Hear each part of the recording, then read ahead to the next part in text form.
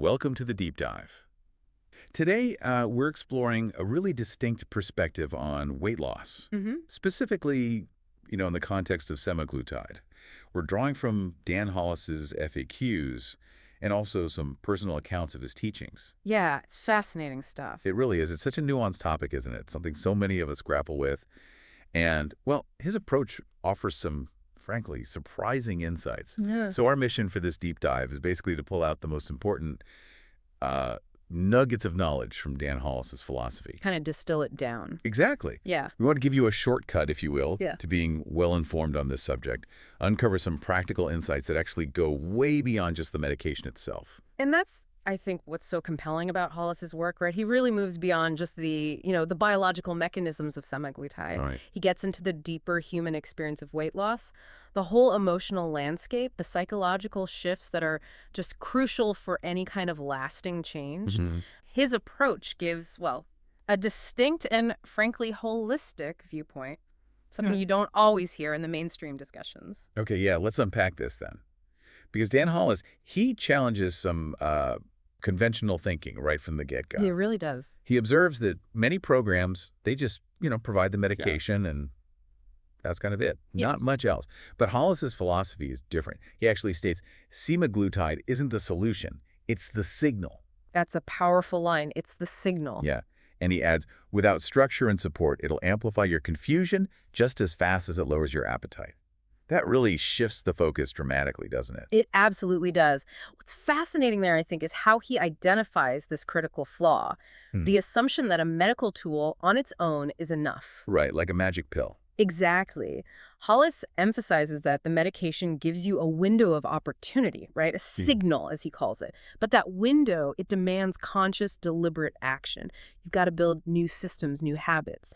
If you don't use that opportunity, well, the very clarity the medication provides can kind of paradoxically just highlight the confusion that was already there. That makes sense. Hollis also tackles the idea of emotional support head on. Something often dismissed with, oh, it's just a medication. Or Right? do brush it off? He completely reframes relapse. Mm. He says people don't relapse because the drug stops working. They relapse because no one helped them rebuild the emotional framework that food used to support. Now, Yeah. for some people, the physical return of appetite when the drug stops is very real. Oh, absolutely. Physiologically, it's undeniable for many. So is Hollis suggesting that biological part is less significant? Or is it just like part of a bigger emotional picture that needs addressing? Yeah, good question. I don't think he's downplaying the biological reality at all. Not really. Instead, he's highlighting the profound impact when those really deep-seated emotional connections to food suddenly diminish. Hollis acknowledges it can be unsettling, even anxiety-inducing. He describes it as like losing a friend, because food has filled so many non-nutritional roles for so long. Wow. Losing a friend, that's intense. It is. So the challenge shifts, right? It goes from managing cravings to navigating this like emotional vacuum they leave behind. And that's exactly why integrated emotional support becomes so vital. And this ties directly into what happens when you eventually stop taking semaglutide, right? Hollis says if you don't have a strategy, the biology takes over. Yep, the default settings kick back in. Appetite returns, old triggers get louder, and the rebound weight shows up before you realize you're slipping. This is why he says he never starts someone on semaglutide without a clear off-ramp. Which is key. It seems almost counterintuitive, though, doesn't it? Especially for people who might see the medication as a long-term fix. What's the core difference in Hollis's thinking here? Well, if we connect this back to the bigger picture, it really underscores the difference between, say, a temporary intervention and a truly sustainable lifestyle change. Sure. Hollis recognizes that the body will adapt. It always does. It's not about fighting your biology forever and ever. It's about using the medication to create a new baseline, a new starting point, Right. and then building the skills, the habits, even the identity that allows you to maintain that new state without needing constant pharmacological support. So the off-ramp isn't just some afterthought. It's baked into the process. It's integral to the journey towards, well, true autonomy. Crucial to that long-term sustainability is this concept Hollis has of pattern mastery over perfection. Oh, I love this part. Yeah, he's not pushing for rigid clean eating or those cheat days that can mess people up. No guilt trips. Exactly. He famously says, if your system can't handle a slice of cake without spiraling, then we haven't taught it flexibility. We've taught it fear. That really challenges the all-or-nothing mindset so many people fall into with weight loss. Totally. It's a trap. So how does focusing on resilience rather than restriction actually build that greater flexibility he talks about? Well, what's fascinating here is his focus on the system's flexibility, right? Not just your willpower. The system itself. Yeah. It acknowledges that true mastery comes from integrating occasional indulgence without complete derailment. And this also speaks to his broader point about pacing. He sees how rapid initial weight loss can be really seductive. Oh, yeah, everyone wants quick results. Of course. But it often triggers metabolic slowdowns. So his advice is, you're not here to win the race. You're here to finish it. It's a marathon, not a sprint. And your body just needs grace to adapt sustainably. He takes this idea of long-term change even further. He suggests keeping weight off isn't just about dieting. It's about becoming the kind of person who doesn't need weight loss as a project anymore. That's deep. That takes identity work. Yeah. How profound is that shift from just doing healthy things to actually being a healthier person? Precisely. It is profound. This is about deep intrinsic change. He argues you don't hold on to weight loss with just sheer discipline, right? Oh. It's about alignment. Alignment. Interesting word. Yeah, an alignment of your actions with your new, healthier identity. And, for those who feel like they've failed before, maybe multiple times, Which is a lot of people. so many, Hollis offers this really compassionate reframe. He says, good. That means you've tested what doesn't work. Wow. Now let's build what does with tools that match your biology, not shame your behavior. That just fundamentally flips the script on all those past perceived failures. It turns them into data, not defeats. Okay, for anyone who has felt that just crushing sense of losing control, Hollis offers another powerful reframe. He says, you didn't lose control, you lost connection. Connect. Or your hunger cues to your purpose, to yourself. That's what we help you rebuild. This reframing of losing control. It's really something. What does he mean by lost connection, and how does rebuilding it actually lead to change? Well, this insight reframes what often feels like a very personal failing, right? Like it's your fault. It reframes it as a disconnect, which implies something that can be reestablished, something you can fix. Okay, so it's not a character flaw. Exactly. And he speaks from personal experience here, apparently. He lived through this himself and built his program, in his words, so nobody has to go through that alone again. And he shares his most surprising discovery when he started semaglutide himself, he said it was. The quiet. The quiet. Yeah. I didn't realize how loud food was in my life until the cravings were gone. The silence was unsettling and strangely beautiful.